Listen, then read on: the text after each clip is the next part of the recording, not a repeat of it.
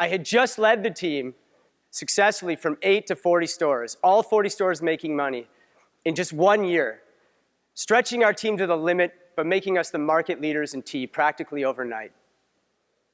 And just as we're poised on the brink of this next big success, I'm being told I can't be the one to take us over the top. I'm being told that if I stay on as CEO, I'd be holding my company back.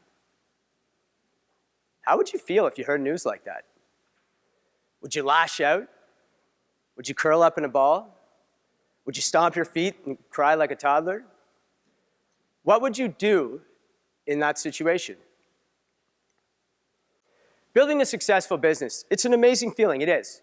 But I would argue even seeing a business fail, and I'm talking about an honest failure, when you've tried your best, it's not so bad. You've learned something, you get closure, you can come back smarter the next time.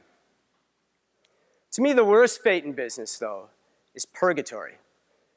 Now, purgatory in business, you can fall into it, you can get stuck in it, and it's that place between success and failure, where you're maybe in the black, but just barely, you're just scraping by, you're struggling along, you're making ends meet, you're working hard, you've got some loyal customers, but your margins are thin, you're fighting for every inch of ground that you gain.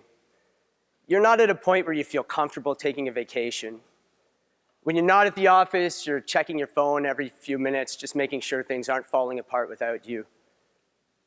It's really hard to scale a business to a point where where you're confident that it's a going concern and that it has a life unto itself without you. As an entrepreneur, and also as an investor in early stage companies, I know how difficult purgatory can be.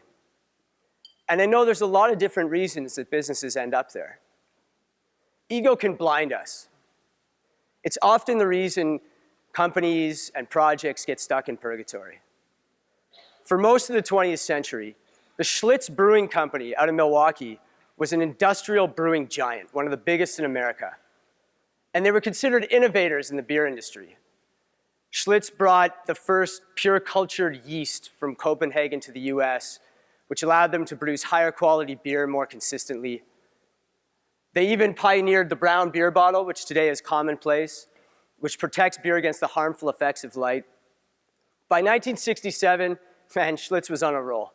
They could do no wrong. They had decades of growth, fantastic success. So they started focusing on efficiency, which isn't a bad idea. And they started by introducing an accelerated batch fermentation process, which allowed them to produce beer quicker. And they also started replacing the barley malt in their beer with corn syrup, and they would switch from one stabilizer to another in this game they played to try and avoid certain labeling laws. And profits went up.